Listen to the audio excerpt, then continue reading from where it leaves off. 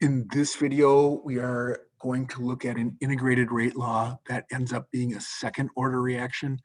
This is also in your Zumdahl text in section 12.4, but I think further for clarification would be helpful with this. So again, assume we don't know this is second order.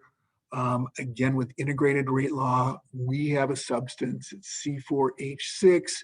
We have its concentration, and we're just doing one experiment, but we're measuring this concentration over time. And either we know this by a color that's changing or some other indicator that's changing, so we can get an idea what this concentration is as it proceeds over time. Okay, so the first thing I'm gonna do is check for zeroth order, and this data doesn't really it gives increments of 1,000, then 800, then 1,000, then 800. It's kind of jumping all over. So I'm going to look at like this 0 to 1,800 and 1,800 to 3,600. Be nice if there's a 5,400 there. There isn't. But I'm just going to look at those first couple data points and see if things jump out. So from 0 to 800 is what it's more than cut in half. And then from 0 to 1,800, it's more than cut in half. And then it's a pretty small drop from 1,800 to 3,600. So it's clearly not zeroth order. Those aren't equal increment changes compared to equal increment in time. Let's do the natural log and see if we have equal incremental changes, because that would correspond to what the slope of the line being the same. And we have negative 4.6 to negative 5.3, so it's 0.7 something.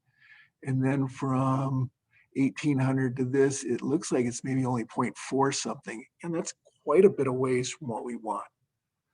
Let's try this one. 100 to 210 is a difference of 110, and 210 to 320 is a difference of 110.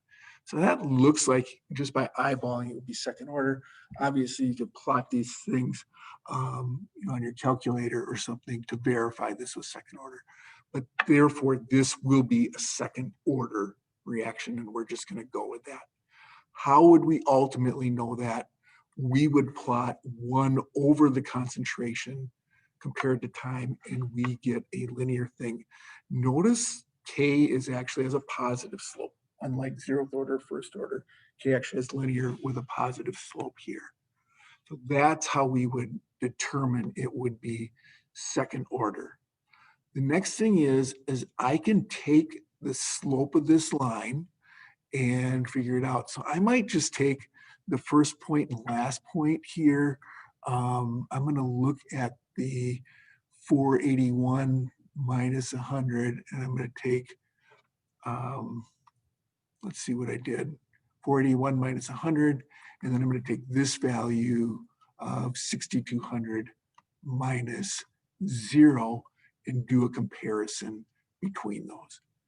And notice what I did. So I took the first and last point of each, assuming those are representative points, okay, and I get this slope. If you did this on your calculator, you could just take that function from your graph, but I came out with negative 0.0614 is the slope, but the slope would be what? K equals the negative slope, so my K value should be positive. Notice with a second order reaction, the units, molarity to the -1, second to the -1. And that would be how I could figure that out. Another way you could do that is I could look at the second order rate law, which is this, and I could take any situation where I knew the initial, knew the final, knew the time, and I can find out K. And it should always come out to be relatively the same answer, assuming your temperature is the same, and we are doing this reaction under constant temperature. Okay, we had this half-life reaction question with first order because it's always constant. With second order, it isn't always constant. So without saying anything, I'm going to assume that is the initial concentration. I really probably should specify that. And it just so happens to be T to the 1/2, 1 over K times the concentration. So in other words, with zeros and with second order, the concentration, the half-life actually depends on how much you have.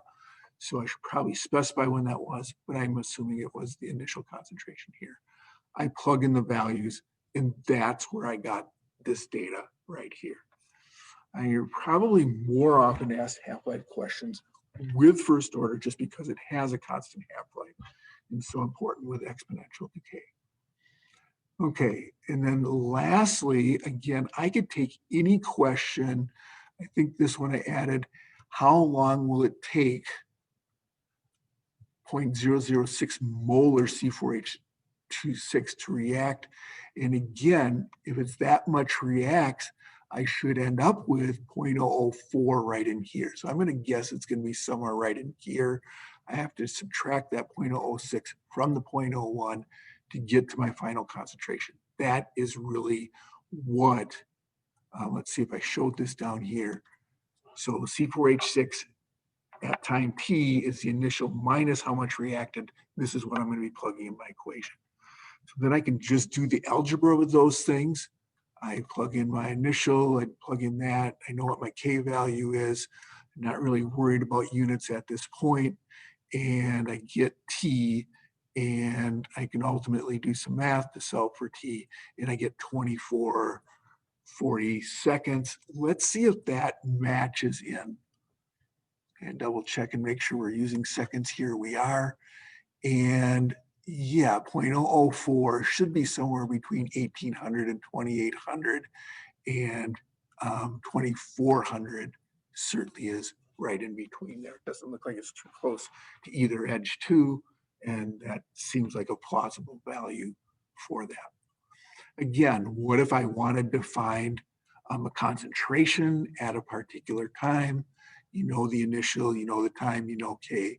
You can certainly just do the algebra to solve for this piece right here. All right, that is an example of a second order reaction.